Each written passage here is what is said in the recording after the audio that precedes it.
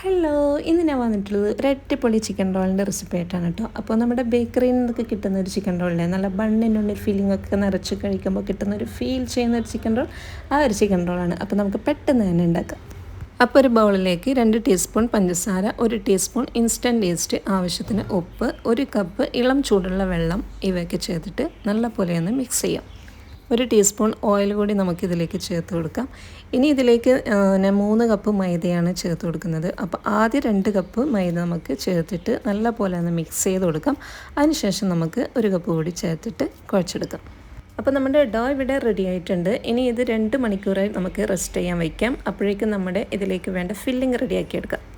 ഒരു പാനിലേക്ക് 2 table spoon oil ഒഴിച്ച് കൊടുക്കാം. ഇനി ഇതിലേക്ക് 3 സവാളയാണ് ഞാൻ ചേർത്ത് കൊടുക്കുന്നത്. അതിട്ട് കൊടുത്ത് ആവശ്യത്തിനുള്ള ഉപ്പ് കൂടിയിട്ട് നമുക്കിത് നല്ല സോഫ്റ്റായിട്ട് വരുന്നത് വരെ വഴറ്റിയെടുക്കാം. ഇനി ഇതിലേക്ക് 1 table spoon ginger garlic paste ഇട്ട് ഒന്ന് സോട്ട് ചെയ്തെടുക്കാം.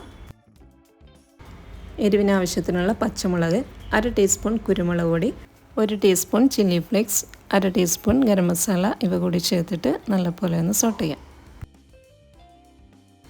ഇനി ഇതിലേക്ക് 1/2 കപ്പ് ക്യാരറ്റ്, 1/2 കപ്പ് ക്യാപ്സിക്കം ഇവ കൂടി ഇട്ടിട്ട് ജസ്റ്റ് ഒന്ന് വഴറ്റിയെടുക്കാം. 2 ടേബിൾ സ്പൂൺ ടൊമാറ്റോ സോസ് കൂടി നമുക്കിതിലേക്ക് ചേർത്ത് കൊടുക്കാം.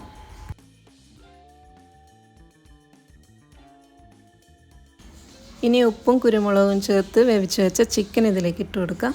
ഇനി എല്ലാം കൂടിയിട്ട് നന്നായിട്ടൊന്ന് മിക്സ് ചെയ്യാം. അവസാനമായിട്ട് കുറച്ച് മല്ലിയില കൂടി നമുക്കിതിലേക്ക് ഇട്ട് കൊടുത്തിട്ട് നല്ലപോലെ ഒന്ന് മിക്സ് ചെയ്യാം.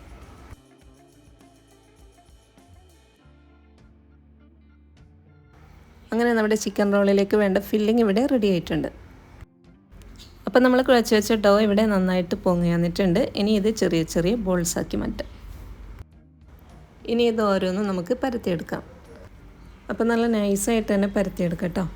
ഇനി ഇതിലേക്ക് നമുക്ക് ചിക്കൻ ഫില്ലിംഗ് വെച്ച് കൊടുക്കാം. ഒരു 2-3 ടീസ്പൂണൊക്കെ വെച്ച് കൊടുത്താൽ മതി.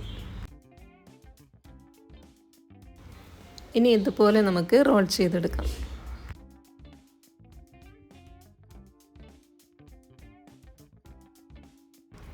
അപ്പോൾ നമ്മുടെ ഒരു ചിക്കൻ റോൾ ഇവിടെ റെഡി ആയിട്ടുണ്ട്. ഇനി ബാക്കിയുള്ളവയെല്ലാം നമുക്കിതുപോലെ റോൾ ചെയ്തെടുക്കാം.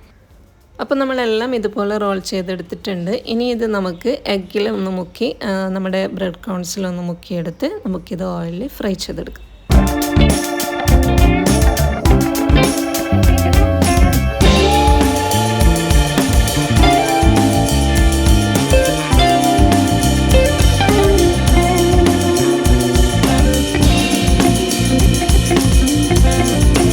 അപ്പോൾ കുറേ നാളുകൾക്ക് ശേഷമാണ് ഞാനൊരു ലോങ് വീഡിയോ ചെയ്യുന്നത്. അപ്പോൾ നിങ്ങളുടെയൊക്കെ സപ്പോർട്ട് ഉണ്ടാകുമെന്ന് പ്രതീക്ഷിക്കുന്നു. വീഡിയോ ഇഷ്ടമായിട്ടുണ്ടെങ്കിൽ please like and share and subscribe.